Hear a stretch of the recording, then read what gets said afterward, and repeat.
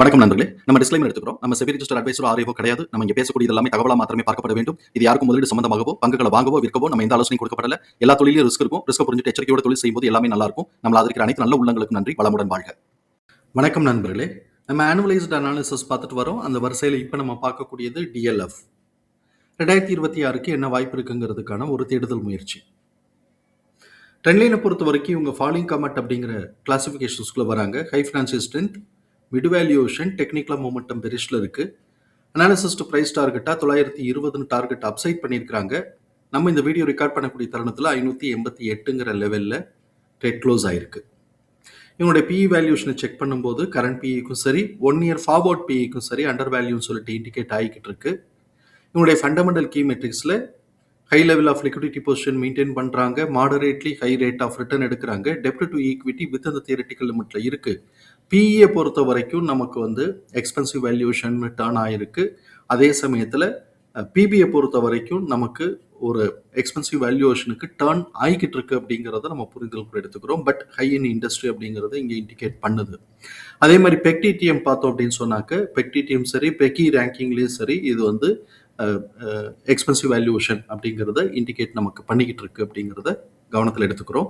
Net cash flow வந்து 0.08 நெகட்டிவாக இருக்குது. அதே மாதிரி நிஃப்டி 50யோட ப்ரீவியஸ் என்ன போன வருஷம் நிஃப்டி 50யோட ரிலேட்டிவ் ரிட்டர்ன் பார்க்கும்போது -25 அப்படிங்கிற -25% எடுத்திருக்கிறாங்க. பீட்டா ஸ்கோர் 1 இயரில் 1.72ங்கும் போது ஹை வாலட்டாலிட்டிங்கிறதையும் கவனத்தில் எடுத்துக்கிறோம்.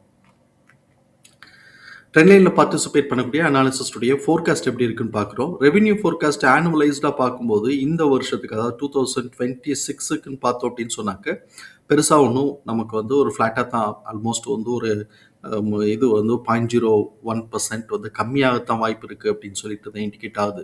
ஆனால் 2027க்கு 42% க்ரோத்துக்கான ஆப்பர்ச்சுனிட்டி இருக்குன்னு எதிர்பார்க்குறாங்க. என்ன அப்படின்னு நம்ம பார்க்கும்போது இந்த சைடு இவங்களோடது பார்த்தோம் அப்படின்னு சொன்னோம்னாக்க இவங்களுக்கு வந்து பார்த்தோம்னா ஒரு 18 மந்த்ஸில் வந்து பார்த்தோம்னா புதுசாக நிறைய ப்ராஜெக்ட்ஸ் வந்து அவங்க லான்ச் பண்ணுறதுக்கான வாய்ப்புகள் இருக்குது அப்படிங்கிறத அவங்க வந்து கொடுக்குறாங்க. நியூ ப்ராஜெக்ட்ஸ் வந்து லான்ச் பண்ணுறதுக்கான வாய்ப்புகள் இருக்குது. அதுலேயும் வந்து ஸ்பெசிஃபிக்காக அது வந்து இந்த இன்ஃபர்மேஷன் போன குவார்ட்டர்லேயே கொடுத்தது, அதாவது Q2லேயே இது கொடுத்தது. அவங்க எங்கெல்லாம் டெவலப் பண்ணுறாங்கன்னா கோவா, ஆர்பர், அதுக்கப்புறம் வந்து பிரிவானா, ஹிமில்டன், அப்புறம் அடிஷ்னலாக வந்து பாம்பேயில் வந்து அடிஷ்னலாக இவங்க வந்து இதெல்லாம் பண்ணுறாங்க. இதெல்லாம் வந்து அவங்களுக்கு சப்சிக்வெண்ட்டாக இன்னொரு நெக்ஸ்ட் 18 மந்த்ஸில் வந்து இதை லான்ச் பண்ணுறதுக்கான வாய்ப்பு இருக்குன்னு சொல்கிறாங்க. ஸோ இது வந்து போன குவார்ட்டரில் கொடுத்தாங்க.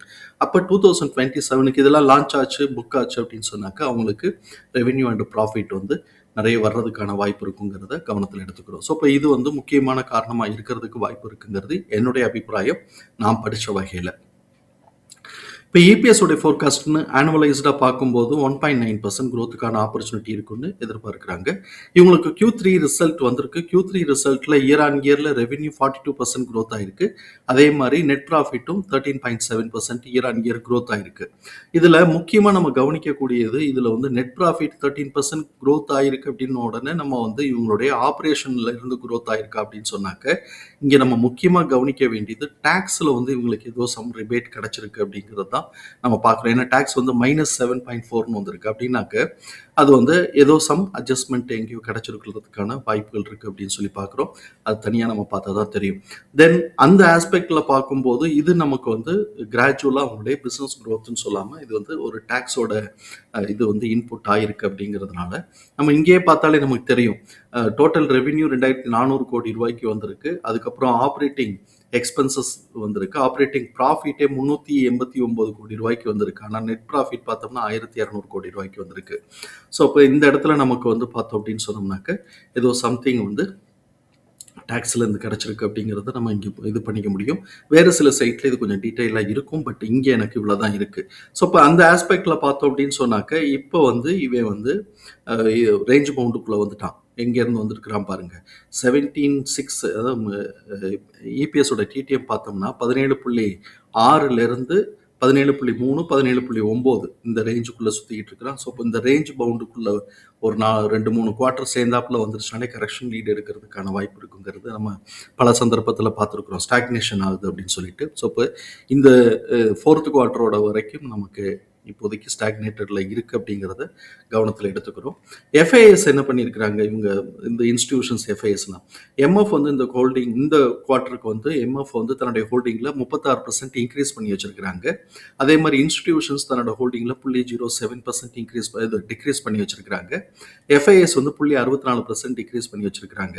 இந்த அட்ஜஸ்ட்மெண்ட்டுக்கு பிறகு எம்எஃப் உடைய கரண்ட் ஹோல்டிங் 4.1ஆகவும் இன்ஸ்டிடியூஷன்ஸ் உடைய கரண்ட் ஹோல்டிங் 20.6ஆகவும் எஃப்ஐஎஸ் உடைய கரண்ட் ஹோல்டிங் 14.8ஆகவும் இருக்கு.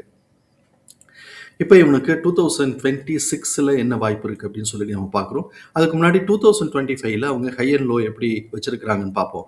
2025ல் ஹை வந்து 887 அவங்க செட் பண்ணியிருக்கிறாங்க வச்சிருக்கிறாங்க. அது வந்து ஜூன் மாதம் நடந்திருக்கு. ஜூன் மாதம் ஹை வச்சிருக்கிறாங்க. அதே மாதிரி லோ பார்த்தோம் அப்படின்னு சொன்னால் 601 வந்திருக்கு. அது ஏப்ரல் மாதம் லோ வந்து வச்சிருக்கிறாங்க. ஸோ இப்போ இதுதான் பேட்டர்ன் அப்படின்னு சொன்னால் ஏப்ரல் மாதத்துக்கான லோ வரணும் அப்படின்னு சொன்னால் இப்போதைக்கு கரெக்ஷன் எடுக்கிறதுக்கான வாய்ப்புகள் நிறைய இருக்குங்கிறத கவனத்தில் எடுத்துக்கிறோம். அப்போ 2026க்கு என்னென்ன பிஹேவியர் இருக்குது அப்படின்னு சொன்னால் பிரேக் பாயிண்ட்டுங்கிறது 706. இப்போ அவன் பிரேக் பாயிண்ட்டை கீழே உடச்சி ஒரு கரெக்டிவ் ட்ரெண்ட் வந்துகிட்டு இருக்கிறான். அந்த கரெக்டிவ் ட்ரெண்ட் வந்து பார்த்தோம்னா சப்போர்ட் S1 ஜோனை வந்து டச் பண்ணிட்டான். S1 ஜோன் வந்து 526லேருந்து 595. இப்போ இவன் அங்கே டச் பண்ணியிருக்கிறான்.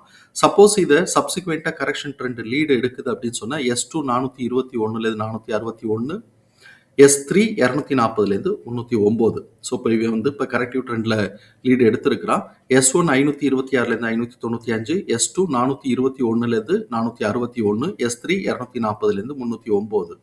ஸோ இப்போ இவன் வந்து இப்போ S1 ஜோனை வந்து டச் பண்ணியிருக்கிறான். இவன் இங்கே சப்போர்ட் எடுக்கிறானா இல்லாட்டி ஃபர்தராக கரெக்ஷன் S2 வரைக்கும் வரானா அப்படிங்கிறத நம்ம பார்க்கணும். S2 வரைக்கும் வரான் அப்படின்னு சொன்னாக்க S3 வரானாங்கிறத நம்ம வெயிட் பண்ணி பார்க்கணும். ஸோ இப்போ இந்த இடத்துல நமக்கு கிளியர் கட்டாக இருக்குது. இப்போ அதுக்கப்புறம் வந்து சப்போஸ் இங்கே சப்போர்ட் எடுத்துட்டு பிரேக் பாயிண்டான 706 மேலே கட் பண்ணி மேலே உடைச்சு ஒரு ஸ்ட்ராங் புல்லிஷ் ட்ரெண்ட் வச்சான் அப்படின்னு சொன்னாக்க R1 771லேருந்து 811, R2 923லேருந்து 992, R3 1057லேருந்து 1097. இது நமக்கு கால்குலேஷனில் கிடச்சிருச்சு. இப்போ மேலேருந்து ஒரு ட்ரெண்ட் லைன் நம்ம போட்டோம் அப்படின்னு சொன்னோம்னாக்க R1ஓட அது கட் பண்ணி நிற்கிது. அப்போ நம்ம இந்த இடத்துல எப்படி உஷாராக இருக்கணும்னா பிரேக் பாயிண்ட்டை கட் பண்ணுது அப்படின்னு சொன்னோம்னா R1 நமக்கு ஒரு இது வந்து ரெசிஸ்டன்ஸ் கிடைக்குது. R1க்கு பிறகு அவன் கரெக்ஷன் வந்து எவ்வளோ தூரம் எடுக்கிறான்னு பார்க்கணும்.